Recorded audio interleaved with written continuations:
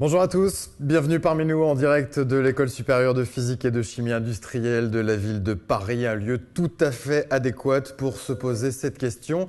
Est-ce la fin de l'ère du pétrole? Trois invités sont avec nous.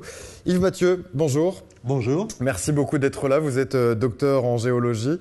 Vous travaillez entre autres pour l'Institut français du pétrole. Julien Dussard également est avec nous. Bonjour. Merci d'être là. Vous êtes co-coordinateur des jeunes écologistes et vous nous apporterez vous aussi votre point de vue par rapport à cette vie peut-être sans pétrole.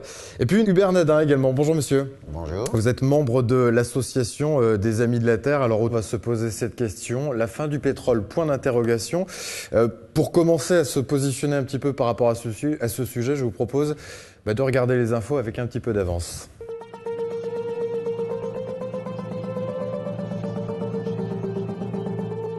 Bonjour Océane. Bonjour Mathéo. À la une de l'actualité, toujours la flambée des prix du pétrole. Absolument. Les révolutions arabes et la demande croissante de pétrole en Asie font grimper le cours du baril de brut, qui vient de passer la barre historique des $350 l'unité.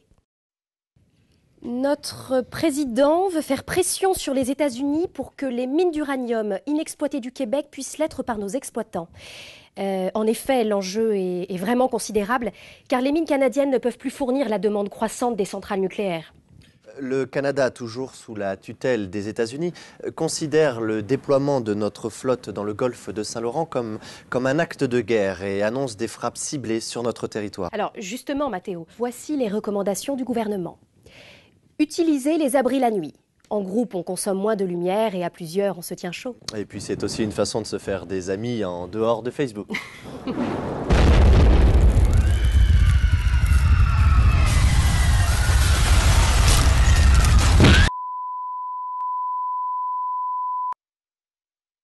Je crois qu'on est à l'antenne. Bonsoir, bienvenue à ceux qui nous captent encore en direct des anciens bunkers de la télévision publique. Pour nous recevoir, il faut désormais utiliser un ancien tuner analogique. Avant de vous diffuser le communiqué de l'état-major, j'aimerais que nous ayons une pensée pour ma collègue et regrettée amie, Océane Duchamp. C'était Mathéo Bouchard pour la télévision officielle d'État. Voilà, on est donc dans l'anticipation totale et heureusement, quelque part, quand on voit ce scénario catastrophe digne d'un film américain. Pour autant, messieurs, vous serez d'accord avec moi, il y a quand même des éléments qui sont déjà dans notre présent. Ce sujet des infos ouvrait avec cette augmentation du prix de l'essence. Nous, on la connaît justement en ce moment. Julien Dussard, cette planète qui du coup... part totalement en cacahuète avec des conflits sur l'ensemble du globe. C'est quelque chose qu'on peut éventuellement imaginer par rapport à une fin du pétrole? Oui, alors à $350 le baril de pétrole, je pense qu'on n'en sera plus du tout à la période de rationnement où le gouvernement essayera en tout cas de limiter la consommation, de maintenir les prix virtuellement vers le bas. On en sera plutôt à une période de chaos. On n'en est pas encore heureusement à cette situation de conflit sur la planète, mais en tout cas, qu'est-ce que ça vous inspire tout ça? Je vais revenir sur le prix du baril attendu à $350. C'est une ineptie dans un certain sens. À ce point-là? On sait très bien que le pétrole ne peut pas aller au-delà de $150 sans foutre en l'air toute l'économie mondiale. Donc dans l'avenir, il ne dépassera jamais ce prix-là, sauf quand il sera complètement remplacé du point de vue carburant par un autre produit. Et justement, cette dépendance au pétrole, on va en parler tout de suite. Je vous propose d'écouter le témoignage de Jean-Luc Vinger. Il est ingénieur, consultant et spécialiste des questions énergétiques et du développement durable et il nous apporte son point de vue justement par rapport à cette dépendance.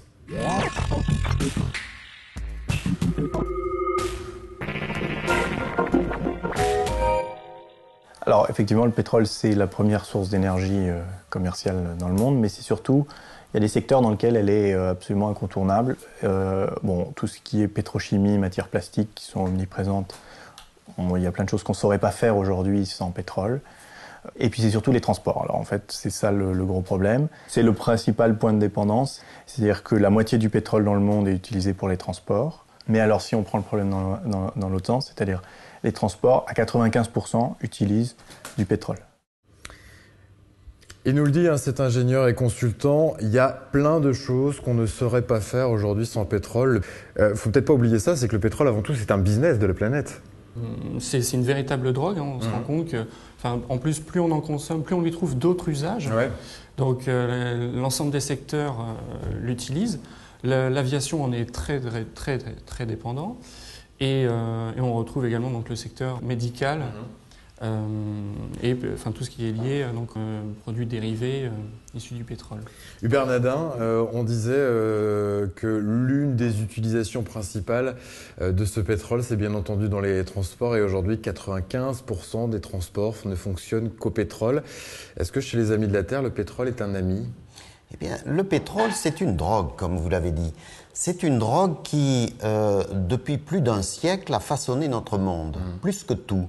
Et aujourd'hui, on se rend compte que le pétrole va devenir de plus en plus rare et qu'il faut quand même commencer à quitter cette addiction. Et c'est le véritable enjeu que, en particulier, nos jeunes doivent affronter. Alors, cette fameuse rareté du pétrole, on a quand même l'impression de l'entendre tous les jours, depuis pas loin de 10, 15, 20 ans, on nous l'annonce et puis ça ne vient pas.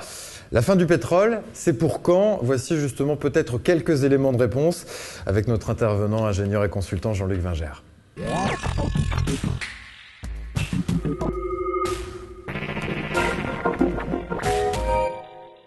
Les réserves de pétrole, c'est vrai qu'il y a toujours un côté un petit peu mystérieux, ne serait-ce que parce que c'est dans le sous-sol, c'est invisible, donc il faut les estimer. On arrive quand même à savoir où il y a du pétrole et où il n'y en aura pas, ce qui fait qu'on a quand même une assez bonne idée, sauf qu'on a besoin d'être plus précis pour faire des extractions et faire des prévisions sur quelle va être la production dans les années à venir. Bon, et là, ça devient un petit peu plus difficile. Et le principal problème, c'est finalement pas la fin du pétrole, c'est ce qu'on appelle le pic de production de pétrole, c'est-à-dire le moment où le débit de la production arrive à son maximum. Là, on est sur un plateau. La question, si on voulait résumer le débat, c'est est-ce que ça va être cette décennie, le pic de production, c'est-à-dire le moment où la production va commencer à baisser, ou la décennie suivante?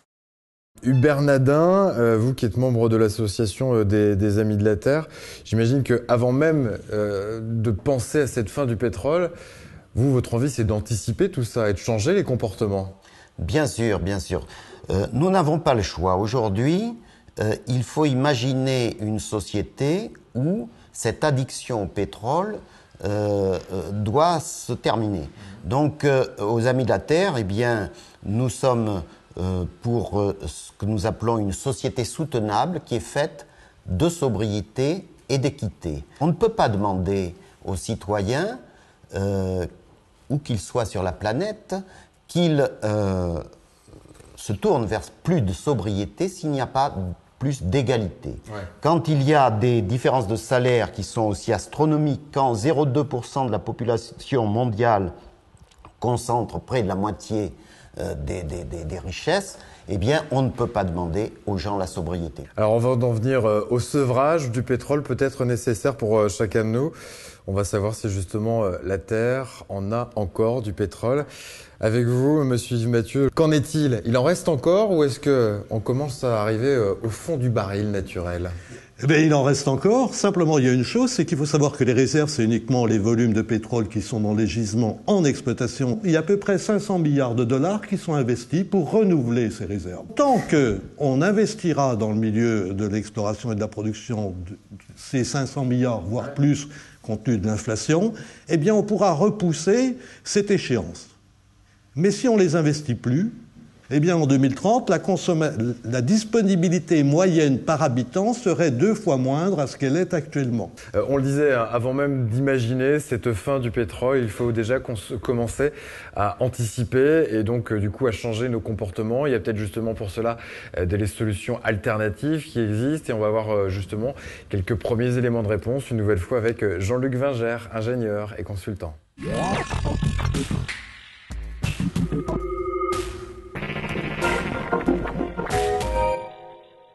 La difficulté qu'on va avoir, c'est de sortir de ce contexte-là. Le pic de production, il va nous ramener vers un moment où l'énergie va être rare. Et en réalité, quand on pense au problème de l'après-pétrole, il faut réfléchir plus en matière d'efficacité énergétique. Il va falloir réduire notre consommation d'énergie et essayer de faire la même chose en consommant moins. Et une fois qu'on aura fait un bon effort d'efficacité énergétique, on se rendra compte que les énergies renouvelables apportent finalement des services énergétiques, des quantités d'énergie qui ne sont pas négligeables. Bien évidemment, dans le monde actuel où on gaspille énormément, on trouve qu'ils apportent très peu. Mais dans un monde plus économe, on se rendrait compte qu'ils apportent beaucoup plus. Alors il faudra faire ça les deux en même temps, c'est-à-dire efficacité énergétique et en même temps augmenter les énergies renouvelables. Yves Mathieu, est-ce qu'il y a des alternatives possibles au pétrole ? Les alternatives, actuellement, elles existent. Vous avez des éoliennes, vous avez des capteurs solaires, vous avez aussi des centrales nucléaires. Bon, enfin ça, j'allais dire, elles ont pris un grand coup dernièrement. Elles existent, mais pour le moment, le grand problème, c'est qu'on ne sait pas stocker l'électricité. Donc, tant qu'on ne sait pas stocker l'électricité, on sera obligé de fonctionner, entre autres pour nos voitures, avec des carburants. Ouais. Hubert Nadin, pour les Amis de la Terre, est-ce que vous pensez qu'un modèle économique et écologique pourrait réellement naître à court terme ? Un nouveau modèle économique est absolument nécessaire. Cette fin du pétrole ou de l'énergie bon marché appelle à un changement culturel profond. Il appartient, me semble-t-il, et les Amis de la Terre sont sur cette position, au pouvoir public d'aider, justement, d'accompagner à ce que cette sobriété nécessaire ne soit pas imposée, sinon elle conduira à la pauvreté, à la précarité. Le fait que le ministère de l'Environnement ait vu la partie énergie confisquée est quelque chose qui est tout à fait significatif du désintérêt que l'on a à régler ce problème énergiquement, je pourrais le dire. Bon, on verra justement quel est le discours de chacun de ces partis politiques à l'approche donc des élections présidentielles. La fin du pétrole, on a essayé de vous apporter quelques éléments de réponse, mais pour autant la question reste posée. C'est peut-être à vous de faire les choses maintenant. Merci messieurs d'avoir été avec nous pour évoquer ce sujet. Et à bientôt pour évoquer une nouvelle fois l'avenir de notre planète différemment. À bientôt, ciao.